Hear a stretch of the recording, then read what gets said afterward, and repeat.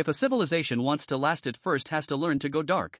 That might sound a little out there, but in physics this is actually a rule that the speed of light itself enforces. Because once the distance stretches out, every word you say becomes a voicemail you're sending to someone years in the future. It throws the whole chain of cause and effect into chaos. So scientists took this speed of light limit as a given and mapped out every possible path forward for any interstellar civilization. The conclusion they reached is pretty jarring. The bigger a civilization gets, the less likely it is to share the same present moment. And the real kicker is the more a civilization tries to connect into one big network, the more this invisible speed limit will tear it apart. So what fate does this ultimately lead to? In the next few minutes, we'll start from that 1-second lag in your video call and talk our way out to the Moon, Mars, interstellar probes and colonies light years away, to see how this tyranny of distance written into the speed of light reshapes the ultimate fate of any civilization out there. First, picture a totally ordinary scene. You're on a video call with a friend, and if the lag jumps by just 1 second, the whole smooth flow of conversation falls apart. Everyone starts talking over each other. On Earth, that level of delay is just annoying, right? But if we scale that tiny frustration up to an astronomical level, the whole flavor changes. When the Apollo astronauts stood on the moon, a radio signal took 1.28 seconds just to get there, with a round-trip delay over 2.5 seconds. Mission control would ask a question, and a noticeable pause would hang in the air every single time, as if the universe itself took a deep breath before the answer could even start its journey back.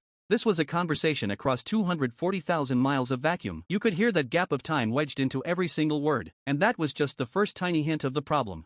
But the moon is right in our backyard, our closest celestial neighbor. So if we push the ruler out to Mars, things immediately jump to another scale entirely. At its closest, Mars is about 34 million miles from Earth. A lightspeed signal takes over 3 minutes to cross that gap. At its farthest, that delay stretches to 22 minutes. A simple question and answer could take 44 minutes round trip. Under those physical conditions, the idea of a real-time conversation is completely erased. You say hello from Earth. By the time it reaches Mars, the moment and mood you were in are long gone. This is why we can't just joystick a rover around, like we're playing a video game in real time.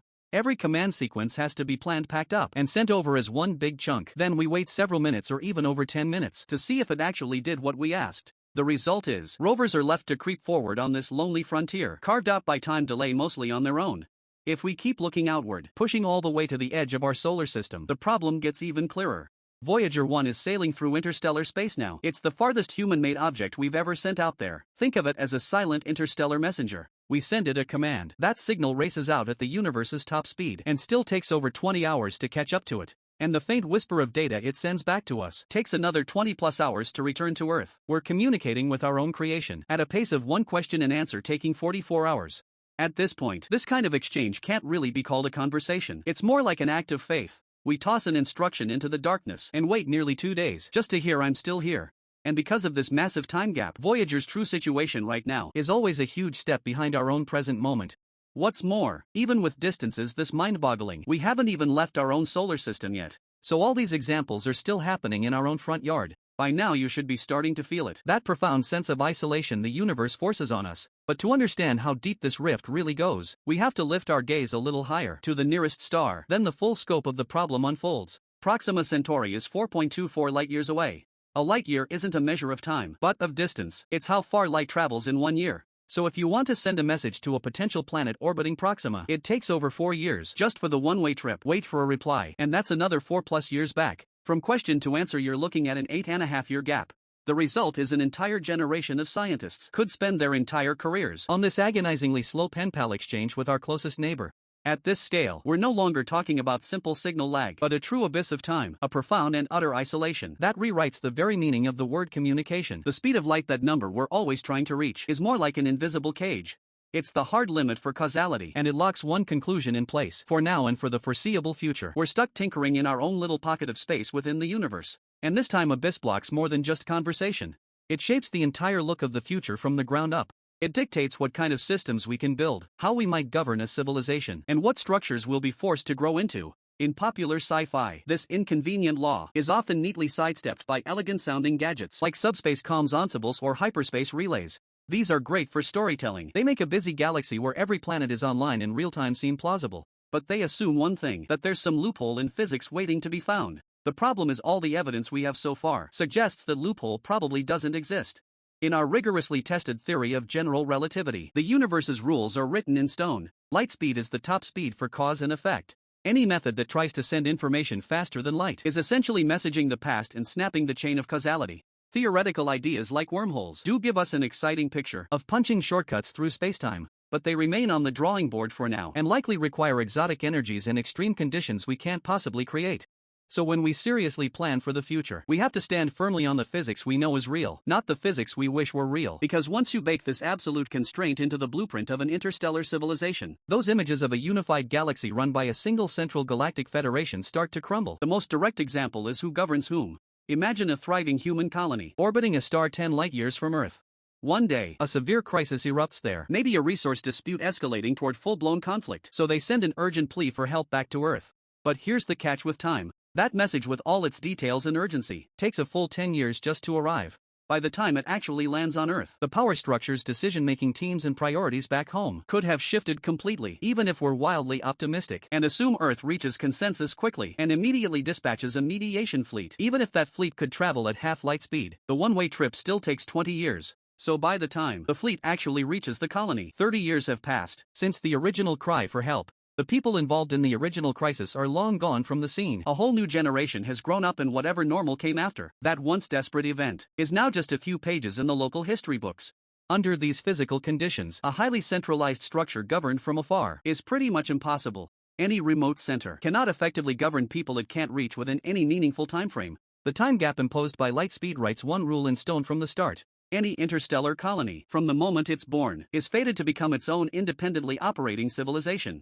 And this go-it-alone reality only gets more pronounced at the economic level. Interstellar trade is a staple in galaxy-spanning sci-fi, but once you add real physics into the mix, the idea quickly becomes almost absurd. Shipping bulk materials across light years is astronomically expensive and takes decades, if not centuries, even if you say, we'll just trade information and extremely high-value small goods. The problem remains. When a price quote takes years to arrive, what real-time market can exist? You send out a contract offer, the other side sees it 10 years later, and you get their I agree another 10 years after that. That kind of deal is practically unworkable in the real world. So every colony is forced to become a highly self-sufficient economic island. There won't be a galaxy-wide stock market or a daily settling interstellar trade network. The only thing that can truly flow steadily between stars is the basic knowledge the original colonists brought with them. Then it slowly diffuses on each new world, growing into completely different local versions. The deepest cut might be to culture itself. The tyranny of distance eventually slices a civilization's culture into pieces too. A shared culture is essentially a network woven together by people living through the same events and obsessing over the same topics at roughly the same time. That network only holds when we can share experiences in real time. On Earth right now we still get to enjoy that. We can watch the same event live, share the same piece of art, flood the same trending topic with comments, take part in a truly global conversation. But across the stars, that whole playbook falls apart. If there's a human colony on a real planet like Kepler 186f, they will never see any live footage from Earth. So their art, music, language, and social norms will drift and evolve according to their own planet's environment and history, following a whole new logic. After a few generations, their connection to Earth will fade into ancestor stories. They might know their ancestors came from a blue planet, but that knowledge lives in myth and ritual, not in daily life. We've seen this play out many times right here on Earth. Groups separated by mountains or oceans for millennia grew completely different traditions, languages, and worldviews. If you scale that isolation up to interstellar distances, the split happens faster and goes deeper. They cease to be distant cousins and become an entirely new branch on the human family tree. Their story and ours begin to walk separate paths from a certain point onward.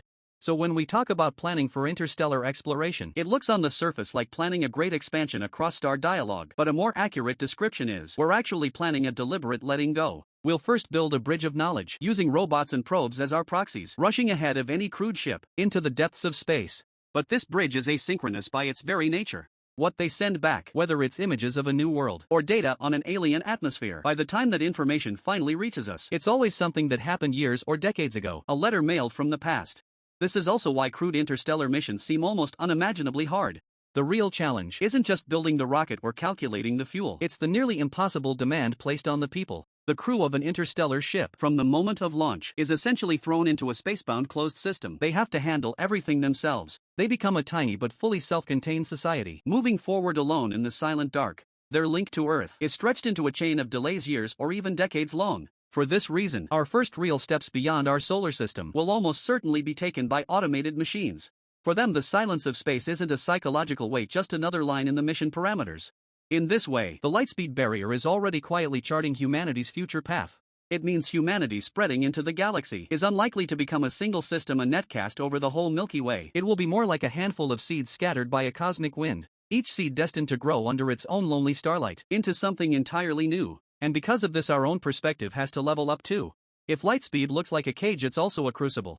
The so-called tyranny of distance isn't a bug in the universe's design. It looks more like a mechanism the universe built in to guarantee diverse growth. This vast cosmic silence, at first glance, seems to isolate every civilization by force, a curse. But flip the perspective and it becomes a protective layer. It acts like a huge cosmic buffer zone, preventing any one civilization from forcing the entire galaxy under one set of rules, forcing the universe toward a pattern of overall dispersal and local self-sufficiency. Every star and its planets become an independent and unique little experiment.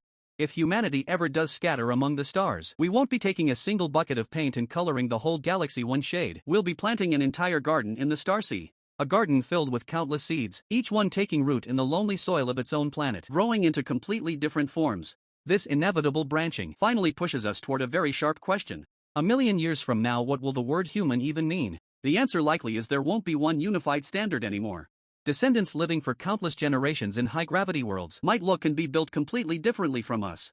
And those orbiting red dwarf stars living on tidally locked planets, their day and night, the sky they see above, even their gut feeling for the word time will be utterly alien to us. What they believe, how they think, their bodies, their view of the cosmos will be slowly remolded by starscapes we can't even imagine today. If we take this light-speed barrier seriously, it's quietly doing one thing for us. It guarantees the word human won't end up trapped on a single straight timeline, but will grow into a wildly branching family tree, with countless species of intelligence on its branches, each looking, thinking, and being different, but all tracing back layer by layer to the same starting point, long, long ago, on a little blue ball called Earth, where we first started messing around. Seen this way, where we are now isn't the end of the story. It's more like the first page of the book. Once you really digest this, our relationship with Earth itself gets rewritten from the ground up. Because in a universe where disconnection is the norm, the global interconnection we enjoy on Earth right now is itself an anomaly. You can speak to someone on the other side of the planet almost instantly, toss an idea, a song, an image, even witness a crisis as it unfolds together. Viewed against the vast backdrop of the universe, this isn't the default setting, it's a rare exception. A special privilege we barely earned because Earth is small and distances here are manageable. A fragile but incredibly precious gift. So the silence of space isn't just reminding us how hard space exploration is, it's also hammering home in reverse just how valuable home is. It forces us to admit Earth shouldn't be seen as a starting point we're destined to leave behind, but as a nearly irreplaceable whole, a mental ecosystem woven together by countless minds and lives in the entire universe. This might be the only map of a connected mindnet we ever get to understand from the inside out in full detail and emotion. Looked at this way, the so-called tyranny of distance is only a tyranny if we fight it, try to break it. If we accept it as a given parameter of the universe, like gravity or light speed itself, and think from there, then it offers us a much wider perspective in return. The future it sketches isn't a uniform galaxy where everyone speaks the same language, but a larger, messier, and possibly more beautiful picture. 1,000 versions of humanity scattered under 1,000 different suns, living their own lives, forever separated by that quiet, unbridgeable gap of spacetime.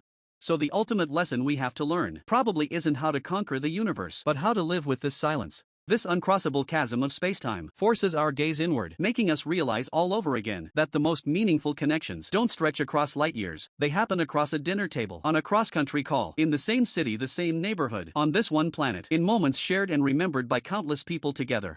In the end, the ultimate barrier of light speed won't thin out our future, it will outline our present in sharper detail. It keeps reminding us, in a universe this vast and quiet, the rarest thing isn't the stars above, but the moment someone is still here with you.